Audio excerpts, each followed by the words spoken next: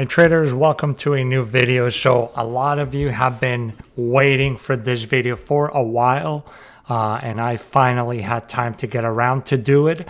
I did a video weeks ago comparing the new TradingView footprint indicator to a Sierra chart platform. Again, there's many different platforms you can use. There's MotiveWave, Ninja, Jigsaw, etc., Atas, Quantower, a lot of different options. I personally use Sierra Chart for my futures day trading, and I also use TradingView for general analysis. And so I decided, let's compare what the TradingView CVD will look against the Sierra chart. I'm going to put in the pinned comment below first a link to the video I made talking about the CVD indicator itself from TradingView. And then I'm going to put two more videos of trading strategies that I use with cumulative volume delta and how that can help you in your trading. Okay, so let's go into the screen here. Let's just start off with a quick definition of what CVD or cumulative volume delta is. So it is a metric used in trading to analyze market dynamics by tracking the net difference between buying and selling volumes over a specific time frame. Now, when we're talking about buying and selling volumes, when we have trades that are executed, we're talking about aggressive buyers or sellers, meaning people that hit that market buy or sell button in order to get filled, because that is how price move. You have passive traders that have limit orders to buy or sell resting in the book, and the market, unless we have aggression in terms of buyers or sellers, price is not going to move. So when we talk about the executed orders, we're talking about aggressive buyers and sellers. So CVD offers traders a window into the prevailing buying or selling pressure, revealing insights into price movement dynamics influenced by supply and demand shifts. So basically, it gives us a glimpse into what the aggressiveness or who the prevailing party is, if it's buyers or sellers, and how price is reacting to those pressures. So here, let's go into, this is Sierra chart, a 5-minute chart, and this is the current September 2024 future symbol for the ES SP 500 market. So here I split my sessions. The ones here with blue, this is the extended trading hours. So this is 6 p.m. Eastern, and then it goes all the way to 9:30 a.m. Eastern. And then at 9:30 a.m., I have my regular trading hour profile, and it goes from 9:30 a.m. all the way up until 5 p.m. when the settle closes, and then we start the next day. Okay, so I have split sessions, and then down below here I have the cumulative volume delta. So if you just put a volume delta, what is going to show you is just the individual delta, the aggressive buying or selling for each candlestick below. But if you put cumulative, what that means is it starts adding up all the deltas as the day or as the candlesticks start printing. So you can see at the beginning of every session is going to go back to 0. We're going to start from 0. Then here at 6 p.m. when we start on the Glovex evening session is going to go back to 0 again, and we start measuring from there. This is one thing that TradingView still doesn't really have down very well, and it is the fact that I cannot split the cumulative delta between sessions. So you can see here, when we start the evening profiles, we do start at 0 right here, but then when we go to 9:30 a.m., does not reset to zero. Like this should go back to zero and start again from here. But with TradingView, there's no way to do that. The only thing you could do is down here, if you go into the sessions, you can just take out extended hours and just put regular trading hour profiles. But then all you're showing is pretty much profiles from 9:30 a.m. till 4:15 p.m. And then you can see here how each profile will start back up from zero, okay? But in terms of the number, that's not really, like a huge factor for me. I mostly identify the divergences and other things that we're gonna just quickly go over in this video, and I go over also in the other videos that I pinned in the comments. But basically, what we do now, when we have a candlestick that has more aggressive buying than selling, meaning there was more executed orders to buy than to sell, then we're gonna have a green cumulative delta candle. And so this just start adding up the candles. So we have the first one, then we come the next one, and this just starts adding and telling us the total number of contracts, positive or negative, throughout the session. So that just gives us an indication of the aggressiveness on that time frame.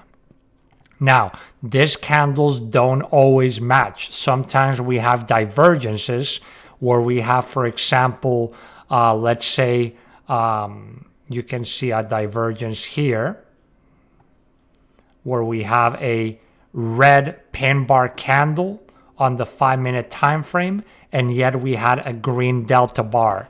That is a sign of absorption, meaning that even though we have more aggressive buyers here, there was a large resting passive seller here loading up their limit orders to sell, and we printed a negative candle even though we had this buying pressure, okay? Remember, the big players like, hedge funds, banks, institutional traders, those are the ones that are trading large volumes that are able to turn markets around and start a good trending move. Most retail traders are going to be the ones that are most aggressive, and so we can get a glimpse to see if the overall retail trading sentiment is being they're on the right side or if they're being absorbed. Okay, so let's go over 3 examples and compare the signals that we get on TradingView versus the ones that we get on Sierra chart. Now, one big issue that TradingView still has, and I'm going to go down at the bottom here. If you go into their just their general support, you can just write here cumulative volume delta, and that's going to take you to the page with all the theory of how this is calculated. I'm not going to read this all in detail, but if you want, you can pause the video and read it, or you can just go into TradingView yourself and look at it. But basically, the way TradingView calculates this is it analyzes each chart bar from an intra-bar time frame. So it uses a time frame lower than whatever the chart you're using and categorizes each intra-bar volume as positive or negative. It gradually accumulates the polarized volume values through a chart bar to calculate the volume delta and keep tracks of the highest and lowest volume delta values achieved over the bar's duration. Okay? So basically, if you're using something like Sierra chart, you're going to have true tick data, which is going to be a lot more precise. In TradingView, since there's no exact tick data yet available, for example, in the CME futures, they use the lowest time frame available bar movements in order to make the calculations. They do the same thing for the volume profiles as well. So Here, we're looking at a regular session profile. This is again ES 5 minutes. And you can see right here, for example, in TradingView, we do not print a divergence. You can see how price, let me zoom out so you can see the context. We had the extended trading hours. We made the high from extended hours here. We open up at 9:30, very volatile and whipsaw opening, push down, then push all the way up, then back down, and then we come back up, and you can see this is a pretty key area, top of this high volume node, plus also the value area high and the high from extended hours. So price comes back, retests here, and you can see how we come up, fill this inefficient move into this broken support here.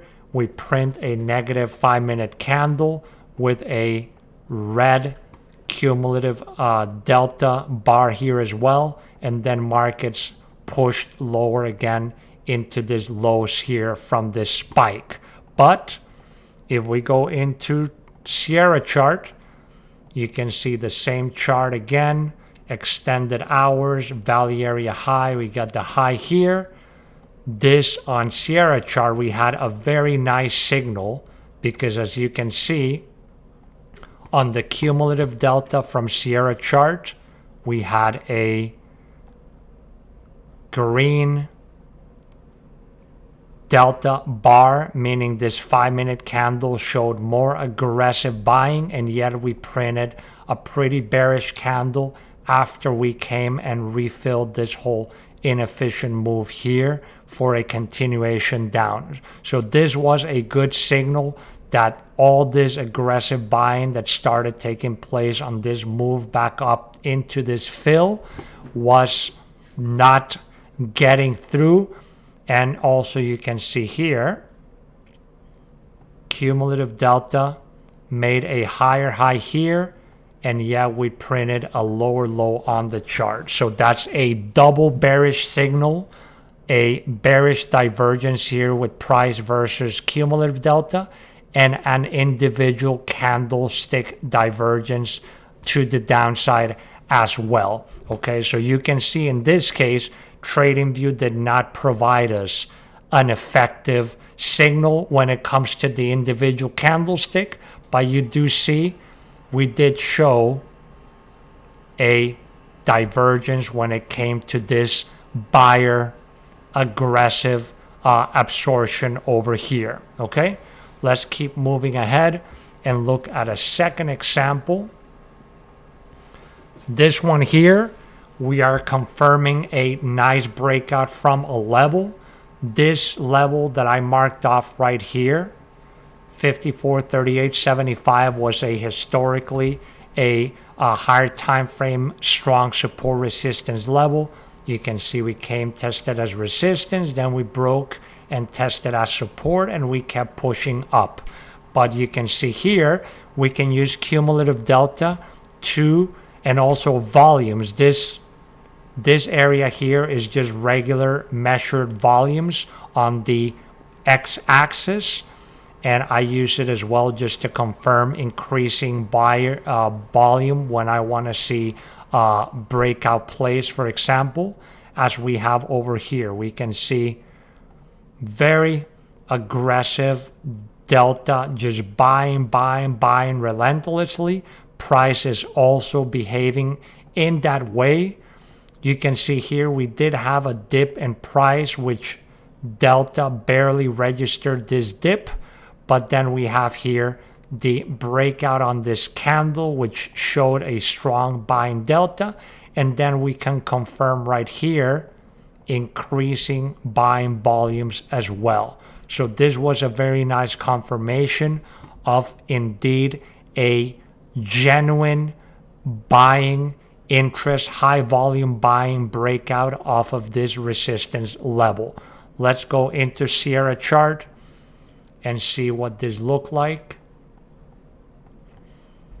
Okay, so you can see in Sierra charts CVD, The aggressive buying was a little more sideways. It wasn't as perpendicular and aggressive as what TradingView was showing, but, and you can see here, the dip that we had was registered a lot stronger with negative selling delta here, but then we did have the strong breakout with the positive delta confirming right over here, and then we had the continuation and the flip of this resistance level into support over here on the retest. Okay, and then finally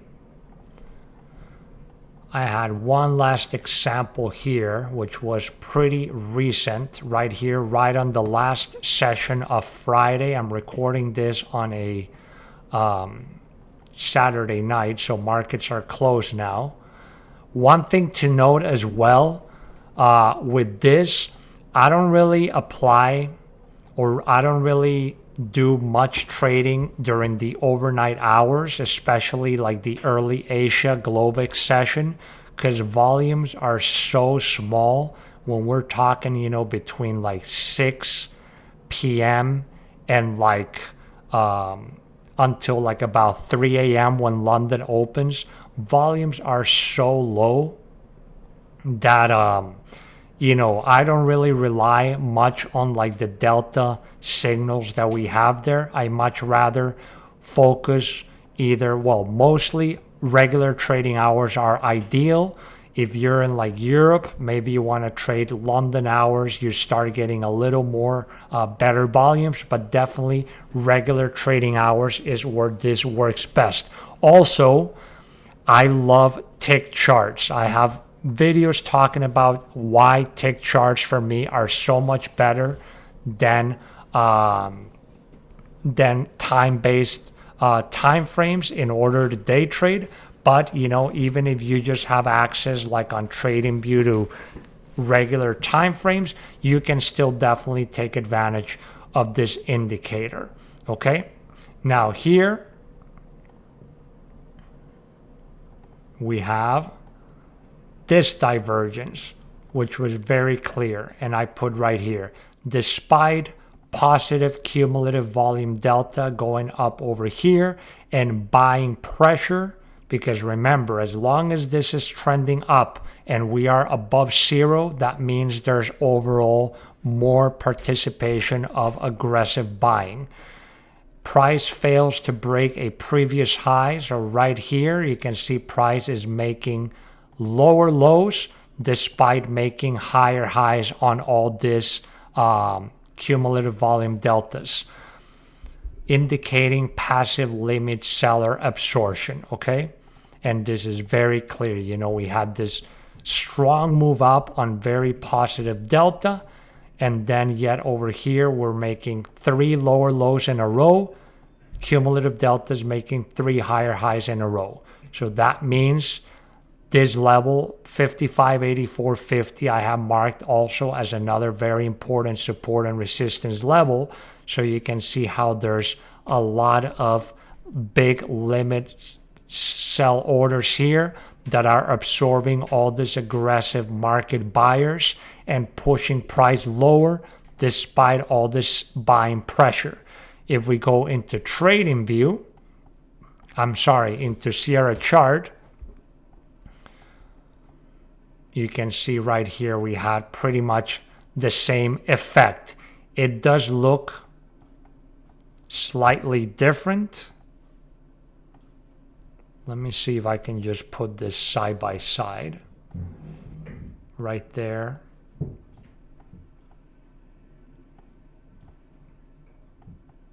Oh, right there. Okay, so you can see the deltas definitely look different from the start of the session. You can see how on Sierra chart we had equals highs here, whereas in TradingView it was higher high over here. but then on this area of divergence, you can see how the signal is not reflected on Sierra chart. TradingView did provide this signal here, and yet on Sierra chart we were making continuous lower lows, just like what the chart was telling us. Okay, so in conclusion, this is definitely still not a perfect indicator on TradingView. There is a lot of discrepancies between the two. The theory, when it comes to what I'm telling you, the signals to look for, that is obviously, what I personally use in trading. But again, I use Sierra chart, which has true tick data. So with that said, can you still use this indicator on TradingView? I mean, I think you can. I would just, back test it, see what historically it is showing. But overall, true tick data is what is going to give you the best and most reliable signals when it comes to this. And let's see, I'm sure TradingView, this is a pretty new indicator. And so they're going to continue improving this, making changes. So let's see how this keeps going. If there's any more changes in it, I'm going to make an update video to show you. But that's pretty much the comparison between Sierra chart and TradingView. Hope this video has been useful, and I'll see you in the next one.